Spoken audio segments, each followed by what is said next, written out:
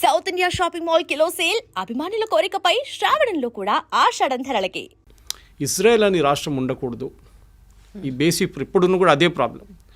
మీరు చూడండి, ఇరాన్ ఏమంటున్నారు, Israel has no right to exist. అంటే ఇజ్రాయెల్ ఒక దేశంగా ఉండకూడదు, వాళ్ళని మొత్తం వైపౌట్ చేయాలి, జ్యూస్ అనే కమ్యూనిటీ ఉండకూడదు.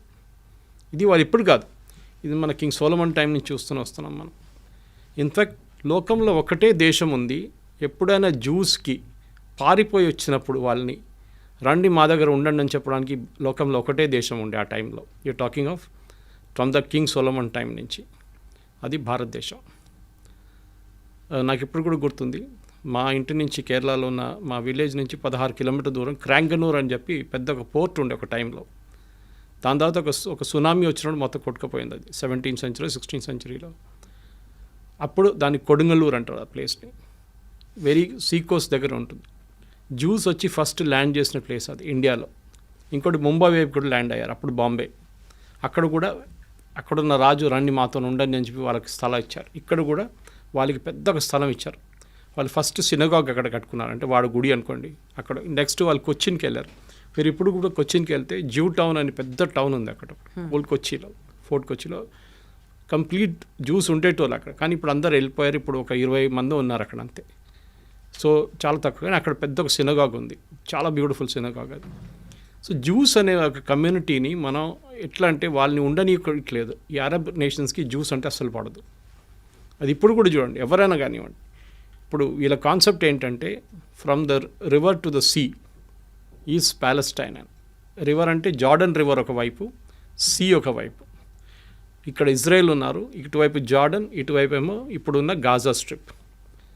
అంటే ఇజ్రాయెల్ ఉండకూడదు నడిమిట్లా, జార్డన్ నుంచి గాజా దాకా, అక్కడి నుంచి సీ దాకా మొత్తం వాళ్ళ దేశమే ఉండాలని చెప్తున్నారు ఎవరు, ప్యాలెస్టీనియన్స్ వాళ్ళు. ఇది అంగీకరిస్తున్నారు అరబ్ నేషన్స్ అందరూ. ఇన్ఫ్యాక్ట్ ఈ పీస్ డీల్ సైన్ చేసిన తర్వాత కూడా మనకందరూ తెలుసు, దానికన్నా ముందు మ్యూనిక్ ఒలింపిక్స్లో 11 మంది ఇజ్రాయేలీ అథ్లీట్స్ చంపారు పిఎల్లో. దాని తర్వాత పెద్ద గొడవ జరిగింది. వీళ్ళందరినీ ఎవరో చంపారో వాళ్ళందరినీ పట్టుకొని పిఎల్లో వాళ్ళని ఒక్కరి తర్వాత ఒకరు చంపారు ఇజ్రాయెల్. అప్పుడు ఇజ్రాయెల్ తెలిసింది ఏంటంటే మాకు సర్వైవ్ చేయాలంటే మాకు ఛాన్స్ లేదు, మాకు ఆప్షన్ లేదు, we have to fight to survive. ఎవరు వారిని సింపథైజ్ చేయరు. సింపథైజ్ చేసే చాలా తక్కువ నేషన్స్ ఉన్నారు. ఇన్ఫ్యాక్ట్ ఇందిరాగాంధీ టైంలో పిఎల్ఓకి సపోర్ట్ చేశారు, మన ఇజ్రాయెల్ సపోర్ట్ చేయలేదు. ఒక టెర్రరిస్ట్ ఆర్గనైజేషన్ సపోర్ట్ చేశారు. ఇప్పుడు కూడా మన హమాస్ని ఒక టెర్రరిస్ట్ ఆర్గనైజేషన్గా డిక్లేర్ చేయలేదు, ఈవెన్ మోదీ గవర్నమెంట్ వచ్చిన తర్వాత కూడా. కానీ దానికన్నా ముందు ఇంకా దారుణ పరిస్థితి ఉండే. పిఎల్ఓ లాంటి టెర్రరిస్ట్ ఆర్గనైజేషన్ని భారతదేశం సపోర్ట్ చేస్తుండే. ఓకే, సరే ఆ హిస్టరీ అయిపోయింది. యాసిర్ అరాఫాత్ని ఇజ్రాయెల్ వాళ్ళు చంపేశారు, అది అందరికి తెలుసు. ఫుడ్ పాయిజనింగ్ చేసి ఆయన అవుట్ చేసేసారు కంప్లీట్గా. దాని తర్వాత వాళ్ళు next in command take over చేసుకున్నారు, కానీ వాళ్ళని అందరినీ హమాస్ తెరిమి కొట్టి బయటకు చేసేస్తారు. Hamas is a terrorist organisation. Hamas main sponsor Iran. ఇప్పుడు మనం హిస్టరీకి వస్తున్నాం, ప్రజెంట్ డే హిస్టరీ, పాత హిస్టరీ నుంచి ప్రజెంట్ డే హిస్టరీకి వస్తున్నాం. అటువైపు లెబనన్ ఆ కంట్రీలో క్రిస్టియన్ కంట్రీ ఉండేది. ఒక 10-20 సంవత్సరాల ముందు క్రిస్టియన్ కంట్రీ, అది ఇప్పుడు టోటల్ ఇస్లామిక్ అయిపోయింది. అక్కడ ఉన్న క్రిస్టియన్స్ 16% ఎంత ఉన్నారు, వాళ్ళు కూడా అక్కడి నుంచి పారిపోతున్నారు. ఎవరు లేరు ఇప్పుడు అక్కడ, ఎక్కువ ఉన్నారు 6-10% ఉన్నారు అంతే. అక్కడ హెజ్బుల్లా అని చెప్పి ఇంకో టెర్రరిస్ట్ ఫోర్స్ని ఇరాన్ సపోర్ట్ చేస్తున్నారు. అంటే ఏం చేస్తారు, వీళ్ళకి డబ్బులు ఇస్తారు, వీళ్ళకి ఆయుధాలు ఇస్తారు, వీళ్ళకి కావాల్సిన టెక్నాలజీ ఇస్తారు, వీళ్ళకి కావాల్సిన మారల్ సపోర్ట్ ఇస్తారు, అన్నీ చెప్పిస్తారు ఇరాన్. సో మనకి హమాస్ అయిపోయింది, ఇటువైపు హెజ్బుల్లా అయిపోయింది. హమాస్ అని టెర్రరిస్ట్ ఆర్గనైజేషన్ అక్కడ ప్యాలెస్టీన్ అథారిటీ అని ఉండే, అంటే నడిపించడానికి, అంటే మన వెస్ట్ బ్యాంక్ కానివ్వండి గాజాని అడ్మినిస్టర్ చేయాల్సింది. అక్కడున్న గవర్నమెంట్ పేరు ప్యాలెస్టీనియన్ అథారిటీ, అది పిఎల్ఓ నుంచి వచ్చింది, యాసిర్ అరాఫాత్ టైం నుంచి వచ్చింది అనమాట. కానీ హమాస్ వాళ్ళని ఉండనియట్లేదు అక్కడ అసలు. మీరు అసలు మీరేం చేయకూడదు ఇక్కడ, మీరు పక్కన జరిగిపోండి అని చెప్పి గాజా నుంచి తరిమి కొట్టేశారు బయటికి. వాళ్ళు ఉన్నది ఇప్పుడు వెస్ట్ బ్యాంక్లో ఉన్నారంతే ఇటువైపు. సో గాజాలో ఉన్న టెర్రరిస్ట్ గ్రూప్. మూడోది హూతీస్. యమన్లో మీకు తెలుసు, యమన్లో పెద్ద ఒక సివిల్ వార్ జరిగిన తర్వాత హాఫ్ యమన్ టెర్రరిస్ట్ గ్రూప్ దగ్గర ఉంది, ఇంకొక హాఫ్ గవర్నమెంట్ దగ్గర ఉంది, వాళ్ళ గవర్నమెంట్. ఈ terrorist group financed again Iran, మొత్తం డబ్బులు ఇచ్చి ఆయుధాలు ఇచ్చి. హూతీస్ అంటారు వాళ్ళు. So 3 H's, Houthi, Hezbollah, Hamas. వీళ్ళు ముగ్గురు కలిసి ఇజ్రాయెల్ మీద ఎప్పుడు దాడి చేస్తూనే ఉంటారు. సూసైడ్ బాంబ్ అటాక్ ఉండొచ్చు.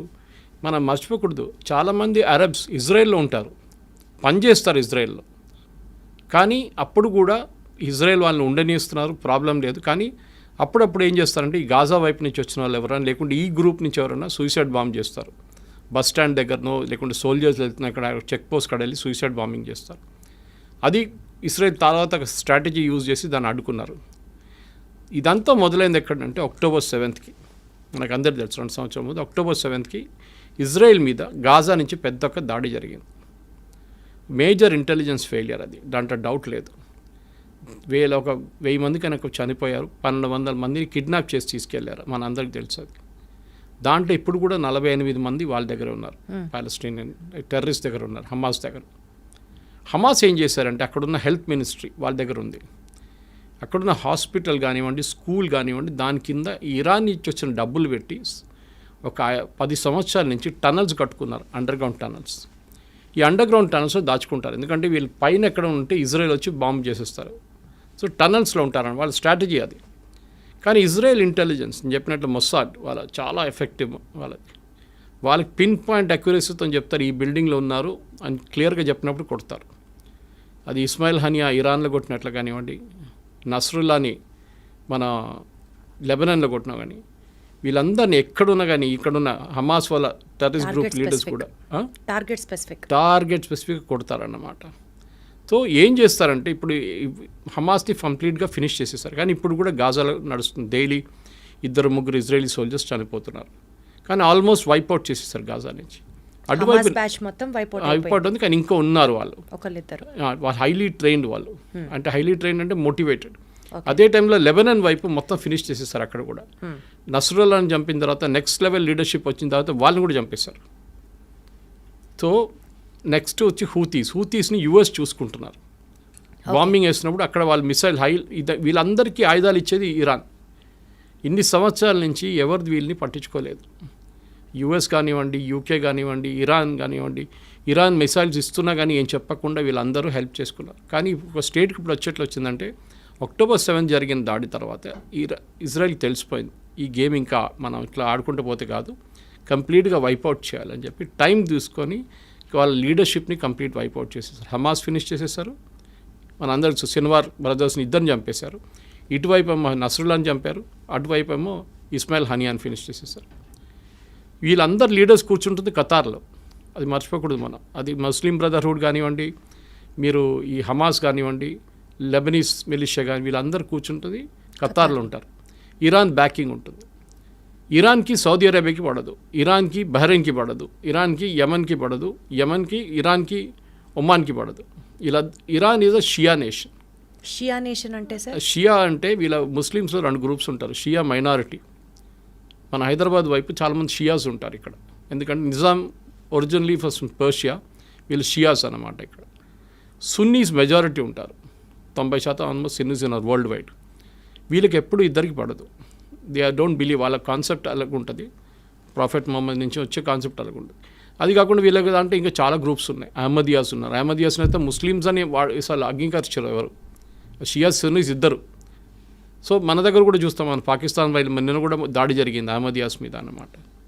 సో చాలా మటుకు ముస్లిమ్స్లో చిన్న చిన్న గ్రూప్స్ ఉన్నాయి, కానీ మేజర్ గ్రూప్స్లో సున్నీస్, షియా. సో ఈ షియా నేషన్ ఉన్న ఇరాన్ని వీరెవరు సీరియస్గా తీసుకోరు.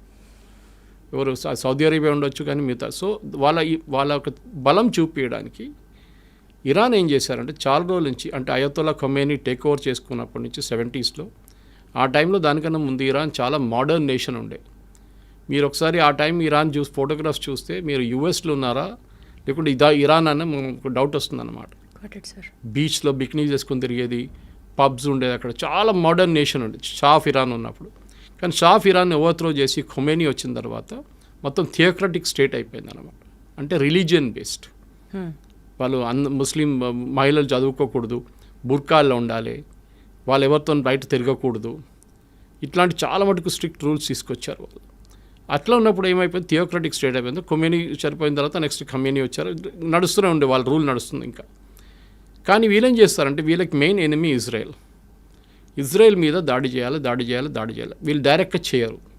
నేను చెప్పిన ఈ 3 గ్రూప్తోని చేపిస్తారు, హూతీస్, హమాస్, హెజ్బుల్లా 3 హెచ్లతో పని చేయించుకుంటారు వీళ్ళు. చాలా రోజుల నుంచి ఇజ్రాయెల్ పోన్లే అని చెప్పి ఊరుకున్నారు. కానీ October 7 జరిగిన తర్వాత their patience also ran out. వీళ్ళని వన్స్ ఫర్ ఆల్ ఫినిష్ చేసేసారని చెప్పి దిగారు వీళ్ళందరూ కలిసి. సో ఇజ్రాయెల్ గ్రేటెస్ట్ అడ్వాంటేజ్ ఏంటంటే వాళ్ళ మీద ఎప్పుడు దాడి జరుగుతూనే ఉంటుంది. నేను చెప్పాను చూడండి, 6 Day వార్ జరిగింది, ఇంకోటి యామ్ కిపూర్ వార్ అని ఇంకోటి ఉండే. వాళ్ళ హాలిడే, హోలియెస్ట్ హాలిడే రోజు దాడి చేశారు వాళ్ళ మీద.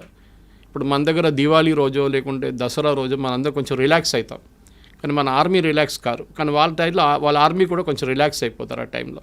చాలా ఫెస్టివల్స్ అంటే వాళ్ళు చాలా సీరియస్గా తీసుకుంటారు. అదే రోజు దాడి చేశారు, ఓమ్ కిపూర్ అని చెప్పి. వాళ్ళ holiest days in their calendar అనమాట. ఆ వార్ కూడా ఇజ్రాయెల్ గెలిచారు. సో వీళ్ళకేంటంటే ఇప్పుడు ఇరాన్కి మేజర్లీ ప్రూవ్ చేయడానికి, అంటే మేము సౌదీ అరేబియా కన్నా పెద్దది, టర్కీ కన్నా మేము పెద్దవాళ్ళం అని చెప్పి వీళ్ళు మిసైల్ టెక్నాలజీని చాలా చోట్ల నుంచి కొనుక్కున్నారు. ఒకటి north Korea, mainly north Korea దగ్గర నుంచి కొనుక్కున్నారు వీళ్ళు టెక్నాలజీ అంతా. ఇంకోటి కొంచెం టర్కీ దగ్గర నుంచి కొనుక్కున్నారు. ఈ టెక్నాలజీని వీళ్ళు వాడుకున్నారు. దీని తర్వాత వీళ్ళు న్యూక్లియర్ అంబిషన్స్కి వచ్చేసారు. అక్కడే ప్రజెంట్ గొడవ అంతా మొదలైందన్నమాట. So you have to understand the historical context. దానికోసం మీకు ఫ్లాష్ బ్యాక్ అని చెప్పాను. 100% సార్, నాకు అంతా అర్థమైంది. థ్యాంక్ యూ సో మచ్ ఎంత క్లియర్గా ఎక్స్ప్లెయిన్ చేసినందుకు. ఫస్ట్ ఆడియన్స్కి కూడా హిస్టరీ తెలిస్తే ఇంకా ఎక్కువ ఫాలో అవుతారు. సార్ ఇప్పుడు కమింగ్ టు ది పాయింట్, అసలు ఇజ్రాయెల్కి ఇరాన్కి మధ్యలో ఎంతసేపు ఇరాన్ ఇజ్రాయెల్ని ఫినిష్ చేయాలి అన్న ఆలోచన, అది కేవలం మతపరంగానే చూస్తామా, లేకపోతే డామినెన్సా, లేకపోతే పవర్ కోసమా, లేదా ఆయిల్ డామినెన్స్ కోసం, ప్రపంచవ్యాప్తంగా ఆయిల్ మా దగ్గర నుంచే ఉండాలి అన్న ఒక ఆ స్టేట్మెంట్ కోసమా? అసలు ఎందుకు, why is Israel being targeted now and then? ఇండియాని ఎందుకు టార్గెట్ చేస్తారండి? పాకిస్తాన్ కానీ మిగతా ఇస్లామిక్ నేషన్స్, టర్కీ చేస్తున్నారు, అజర్బైజాన్ చేస్తున్నారు. Why is India targeted? Hindu nation, okay, Hindu nation అంటారు. కానీ మన దగ్గర ఉన్న ముస్లిమ్స్ ఆఫ్టర్ ఇండోనేషియా తర్వాత మన దగ్గర అందరికన్నా పెద్ద సెకండ్ లార్జెస్ట్ ముస్లిమ్స్ ఉన్న దేశం భారతదేశం. మీరు అడిగిన మతం పరంగా కాదు ఇది బేసికలీ వీళ్ళ లాజిక్. నేను స్టార్టింగ్ మీకు ఎక్స్ప్లెయిన్ చేశాను. Israel has no right to exist. రేపు చెప్తారనుకోండి పాకిస్తాన్, భారతదేశంగా ఉండనే అసలు వాళ్ళకి అర్హత లేదు, వాళ్ళని ఫినిష్ చేసేయాలంటే మీరు ఎట్లా రియాక్ట్ అవుతారు? మా దేశం, మా ప్రాబ్లం మీకెందుకు అని చెప్పి ఇజ్రాయెల్ ఏం చేశారంటే, సరే వీ హ్యావ్ టు ఎగ్జిస్ట్. మా మీద ఆల్రెడీ 2-3 పెద్ద యుద్ధాలు జరిగినాయి మా మీద, మేము అన్నీ గెలుచుకున్నాం. ఇంకోటి అక్కడ ఒక చుక్క నీళ్ళు పడదు, వర్షం పడదు. అప్పుడు కానీ వాళ్ళ అగ్రికల్చర్లో నంబర్ 1 ప్రొడక్షన్, టెక్నాలజీలో దే ఆర్ నంబర్ 1, మిలిటరీ టెక్నాలజీలో దే ఆర్ సూపర్. వాళ్ళ ఐరన్ డోమ్ చూసాం చాలా మటుకు. మనం ఇజ్రాయెల్ గురించి చెప్తున్నాను. ఇరాన్ కాదు, ఇరాన్ అక్కడి నుంచి కొనుక్కున్నారు దొంగతనంతో. అది పాకిస్తాన్ చేసినట్లనే. పాకిస్తాన్ న్యూక్లియర్ టెక్నాలజీ జర్మనీ నుంచి దొంగతనం చేసుకుని తీసుకొచ్చిన మనిషి ఏక్యూ ఖాన్. ఆయన సెటప్ చేశారు వాళ్ళ న్యూక్లియర్ అంబిషన్స్. ఇన్ఫ్యాక్ట్ ఆ టైంలో 1980s 90sలో ఇజ్రాయెల్ ఆఫర్ చేశారు ఇండియాకి, మేము పాకిస్తాన్ దగ్గర ఉన్న న్యూక్లియర్ టెక్నాలజీని మొత్తం ధ్వంసం చేస్తాం, ఇప్పుడు ఇలాగా ఇరాన్ మీద చేస్తున్నాడు, దాడి చేస్తామంటే అప్పుడున్న కాంగ్రెస్ గవర్నమెంట్ ఒప్పుకోలేదు. ఆలోచించండి, అప్పుడు చేస్తుంటే మనకి థ్రెట్టే ఉండదు పాకిస్తాన్ దగ్గర. సరే దాని పక్కన పెడదాము. ఇప్పుడు ఇరాన్ కేసులో ఏమైందంటే, ఇరాన్కి న్యూక్లియర్ టెక్నాలజీ వాళ్ళ చేతికి దొరికింది, వాళ్ళకి యురేనియం దొరికింది, ఇంపోర్ట్ చేసుకోవచ్చు మీరు ఫర్ పీస్ఫుల్ పర్పసెస్. కానీ పీస్ఫుల్ అని ఇరాన్ ఎప్పుడు ఉండరు, మన అందరికి తెలుసు. వాళ్ళకి అంబిషన్ ఏంటంటే, ఒకటి మాకు వరల్డ్లో మేమే నంబర్ 1 లీడర్. అంటే ఒకవైపు టర్కీ ఏమంటున్నారంటే మేమే ఒరిజినల్ ఖలీఫా, అక్కడి నుంచి మా లైనేజ్ డైరెక్ట్ ప్రాఫెట్ మొహమ్మద్ నుంచి మాకే, మేము ఖలీఫేట్ మేమే. ఒటువైపు సౌదీ అరేబియా ఏమంటున్నారు, హోలియెస్ట్ సైట్స్ మా దగ్గర ఉంది, మెక్కాన్ మదీనా మా దగ్గర ఉంది, we're the original Muslim Islamic nation. ఇంకోవైపు పాకిస్తాన్, మన అసీం ముని స్టేట్మెంట్ చూసుంటారు, we're the second after Saudi Arabia, మేమే సెకండ్ లార్జెస్ట్ ఇస్లామిక్ నేషన్ అంటున్నారు. ఇప్పుడు ఇరాన్ అంటున్నారు మేమేం చేయాలి, మేము కూడా మా పవర్ చూపించాలని చెప్పి వీళ్ళు న్యూక్లియర్ ప్రాసెసింగ్ స్టార్ట్ చేశారు. ఆల్రెడీ వాళ్ళ దగ్గర బ్యాలిస్టిక్ టెక్నాలజీ ఉంది. బ్యాలిస్టిక్ అంటే మీకు ఒక 100 కిలోమీటర్ నుంచి 500-600 కిలోమీటర్ కొట్టచ్చు మీరు. ఇప్పుడు 1000 కిలోమీటర్ కూడా ఉంది, మిసైల్స్ కొట్టచ్చు. కానీ మిసైల్స్ని మీరు ఒకటి అమ్యునిషన్ పెట్టి పంపించవచ్చు, ఇంకోటి న్యూక్లియర్ వెపన్ పెట్టి పంపించవచ్చు. న్యూక్లియర్ వెపన్ ఎవరు వాడరు, ఉంటుంది దమ్కి ఇవ్వడానికి ఉంటుంది అంతే, నా దగ్గర ఉంది చూడు అని చెప్పడానికి. పాకిస్తాన్ చేసినట్లు మనం బ్లఫ్, మోదీ గారు అన్న వీ కాల్ దట్ బ్లఫ్ అన్నారు. ఇరాన్ ఏం చేశారంటే న్యూక్లియర్ ప్రాసెసింగ్ మొదలుపెట్టి వాళ్ళ పవర్ ప్లాంట్ ఉంది, వాళ్ళకి ఒక న్యూక్లియర్ పవర్ ప్లాంట్ అక్కడ వాడుకుంటారు. ఇప్పుడు మన హైదరాబాద్లో చర్లపల్లిలో న్యూక్లియర్ ఫ్యూయల్ కాంప్లెక్స్ ఉంది. మనం బయట నుంచి తెప్పించుకున్న యురేనియం అంతా, అది కాకుండా మన దగ్గర ఉన్న కొంచెం యురేనియం వాడుకొని దాన్ని ప్రాసెస్ చేసి రాడ్స్లో తయారు చేసి మన కల్పాకం కానివ్వండి, మిగతా మన కైగా లాంటి అటామిక్ పవర్ ప్రాజెక్ట్స్కి పంపిస్తాం. ఓకే, అక్కడ వాళ్ళు దాన్ని న్యూక్లియర్ పవర్గా వాడుకుంటారు, న్యూక్లియర్ పవర్ జనరేట్ చేయడానికి వాడుకుంటారు. దానికి ఒక ప్యూరిటీ లెవెల్ ఉంటుంది. ఓకే, అంటే మీరు వెపన్ గ్రేడ్కి వెళ్ళాలంటే న్యూక్లియర్ సివిలియన్ యూస్కి మీకు 20-40% ప్యూరిటీ ఉంటే చాలు. 40 కూడా చాలా ఎక్కువ. కానీ మీరు 60% దాకా ప్యూరిటీ మీరు అంటే ఈ సెంట్రిఫ్యూజ్ అంటారు దాన్ని. మీరు కాలేజ్లో మనం ఫిజిక్స్ కెమిస్ట్రీ ఎక్స్పెరిమెంట్ చేస్తున్నప్పుడు ట్యూబ్స్ పెట్టి ట్యూబ్స్లో లిక్విడ్ సెంట్రిఫ్యూజ్ చేస్తారు దాన్ని, ఫాస్ట్గా తిప్పుతాం. Sediment అంతా కిందకి దాని నెక్స్ట్ టెక్నాలజీ చాలా advance technology, same centrifuge technology nuclear యురేనియంలో యూజ్ చేస్తారు ప్యూరిటీ తీసుకురావడానికి. వీళ్ళు కూడా ఏం చేశారంటే ఇరాన్ ఈ కొంచెం రిలాక్స్గా ఉన్న టైంలో యూఎస్ కానీ కానీ బయట నుంచి ఏదో ఇంకో పేరు చెప్పి ఆ సెంట్రిఫ్యూజ్ తెప్పించుకున్నారు.